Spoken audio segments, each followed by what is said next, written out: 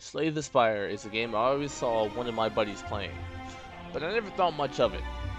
However, when I played it, I realized this game is actually goated. Let me tell you more about it.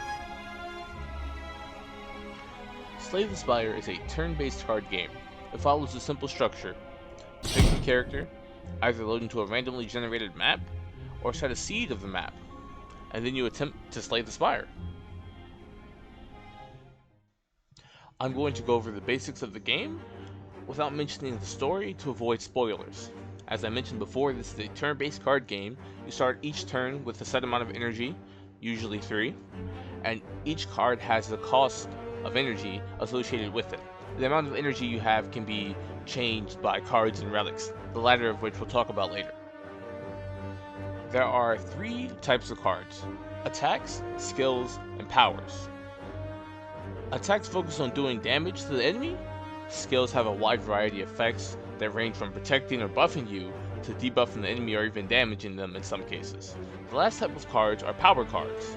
These cards almost always provide major buffs to you, the player.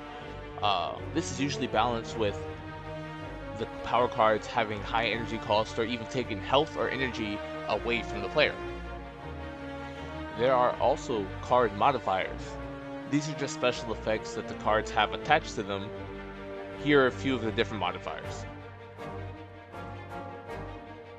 Relics are special items you collect from chests or fights against elites, and they provide special effects. Relics also have rarities to them. The higher the rarity of the relic, the more noticeable the effect is. The highest rarity of relic is a boss relic. Boss relics can only be found by beating bosses of each act. There are 3 acts, but only 2 of them provide you with relics. So that's about as much as I can cover in a spoiler-free version of this review. The rest of the video is going to be talking about the lore, which is what kept me interested in the game, which will contain spoilers. But for those of you who haven't played the game yourself, I recommend doing that now, and then coming back to this video in the future. I love this game.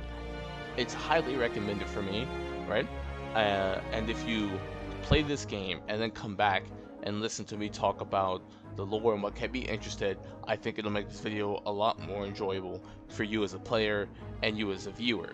So I recommend you play this game yourself. I think it's $20 on Steam or Xbox, or $10 on mobile, which it's the full game on mobile. So I recommend checking the game out before listening to the rest of this review. And I do recommend this game. It's phenomenal. Initially, I thought this game was super basic and had no story, but then I started to pay attention to the interactions of the game. The game is filled with these random interactions. These interactions develop the story of the game tremendously. Through these interactions or random events, you learn that this is not the first time your character has been through the Spire.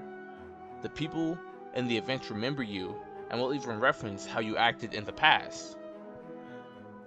There's even an event where you've left a note to yourself, and after you get done reading it and writing a new one, you forget what's happening and you move on. After you beat all 3 acts, you confront the heart and attack it. After you're done attacking, you pass out and start the whole process over again. However, if you beat all 3 acts on the first 3 characters you unlock the ability to collect 3 key fragments. If during a run you collect all 3 key fragments and beat Act 3, when you would normally pass out without collecting the key fragments, you're jolted awake and you get to start the final act. The final act is where you actually fight the heart and attempt to slay the Spire and put an end to its madness. This boss fight is hard as shit. And it took me a week straight of only playing this game before I was able to beat the heart on Ironclad, the first character. Since then, I've slayed the heart on at least once on every other character. The run with the automation is super hard to beat, in my experience at least. These are the builds I used to be able to beat the heart on each of the different characters. These builds are in no way like 100% wins. I just managed to get lucky enough with them to win. This is certainly a game worth the money I spent on it, and I heavily encourage anyone to play this game if they're interested in games like this. If you've ever played Wizard 101 or Risk of Rain, I think you will have a great time playing this game. And I encourage that you check it out yourself. As well as being one of the best games I've ever played, this game also has the best boss music I have ever heard. The music makes you feel confident, as you should. You just fought 3 bosses, went through 3 entire acts, and you haven't died. And now you're confronting the final boss. However, the music is unnerving as well. There's just something about it that, even though it makes me feel confident, it also tells me that I'm not invincible. This is the heart we're talking about. The strongest thing in the Spire. It is the Spire. And I have yet to defeat it, right? Just listen.